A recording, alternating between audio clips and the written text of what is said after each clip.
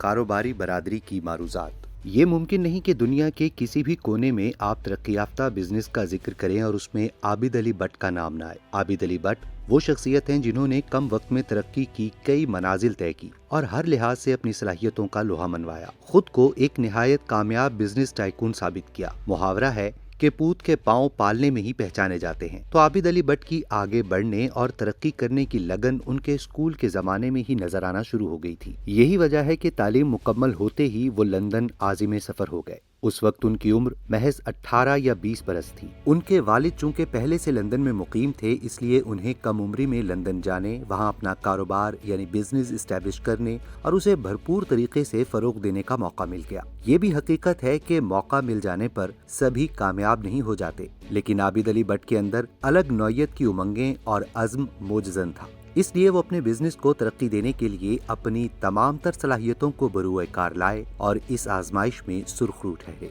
आबिद अली भट्ट गुजरांवाला के रहने वाले हैं और एक आला तख्लीकी दिमाग रखते हैं। इस तख्लीकी दिमाग ने अगले 20 बरसों में उनका कारोबार पूरी दुनिया में फैला दिया। किसी भी 40 साला बिजनेसमैन के लिए ये एक बड़ी कामयाबी थी। आलमी सतह पर कामयाबियां समेटने के बाद उन्हें ख्याल आया कि जैसी तरक्की बाकी दुनिया कर रही है, वैसी तरक्की उनके मुल्क और कौम को भी करनी चाहिए। ये सोचकर आबिद भट्ट वापस गुजरांवाला आ गए। उन्होंने पाकिस्तान इकोनॉमिक मूवमेंट के प्लेटफॉर्म से मौशी और कारोबारी सरगर्मियों में इजाफे के लिए काबिल कदर काम किया। मुझे इस बात की खुशी है कि मैं 2010 में पाकिस्तान के सबसे बड़े Lahore chamber of commerce and industry के मेंबर बोर्ड ऑफ डायरेक्टर्स के तौर पर मुंतखब हुआ। मुझे मुतादिद वफूद लेकर दूसरे ममालिक जाने का मौका मिला। इन सारे गैर मुल्की दौरों में अपने पाकिस्तानी बिजनेसमैन भाइयों में मुझे जो कदर मुश्तरक दिखाई दी वो ये कि उनका दिल पाकिस्तान के साथ और पाकिस्तान के लिए धड़कता है। वो कहीं भी चले जाएं, जितनी भी तरक्की कर लें, उन्हें हर दम अपने वतन और अपने लोगों का ही ख्याल आता है। वो हमेशा पाकिस्तान को आलमी बरादरी के शाना बशाना आगे बढ़ते हुए देखने के ख्वाहिशमंद नजर आते हैं। वो पाकिस्तान में कारोबार करना चाहते हैं,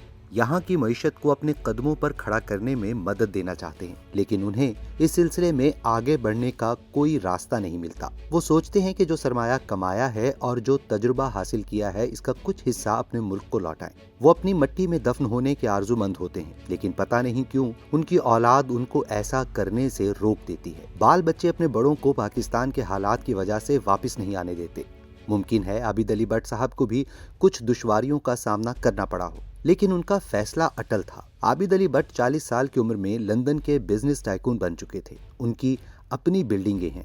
लंदन और दुबई में 5 स्टार होटल बन रहे हैं। ग्रीस यानी यूनान में उनका बहुत बड़ा बिजनेस यूनिट है। दुनिया के कई दूसरे बड़े बड़े ममालिक में उनका कारोबार फैला हुआ है। आबिद अली भट्ट के सामने अपना वसी कारोबार था, लेकिन दूसरी तरफ पाकिस्तान से मोहब्बत मुज्जन थी।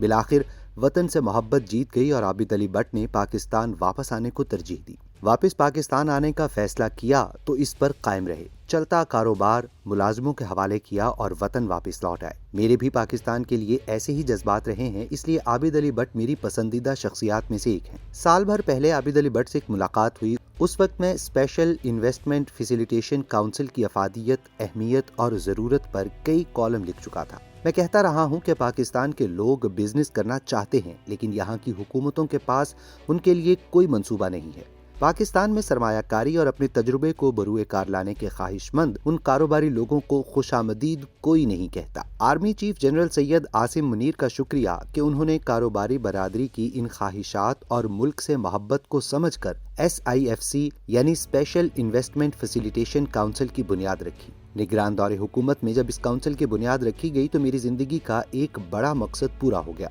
चुनाचे मैंने army chief general Syed Asim Munir को शुक्रिया और तहनीयत का खत लिखा। बाद अज़ां 3 सितंबर 2023 को हमारी कारोबारी बरादरी की उनसे एक तवील मुलाकात हुई। 4 घंटे पर मुहित इस मुलाकात में आर्मी चीफ ने इजलास में मौजूद 35 बिजनेसमैनों और कारोबारी शख्सियात में से हर एक की बात पूरी तफसील और तवज्जो के साथ सुनी।